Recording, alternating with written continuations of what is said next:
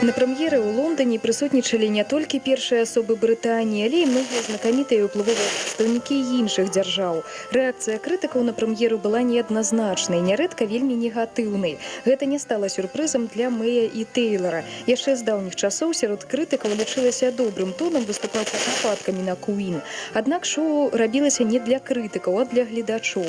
Яны былі ў захапленні. Многія прыходзілі на прадстаўленне па некалькі разоў. Мюзікл «We Will Rock You» стаў адным з самых дарагіх лонданскіх мюзіклаў. У яго стварэнне ўкладала 7,5 мільёнаў фунтаў стэрлінгаў.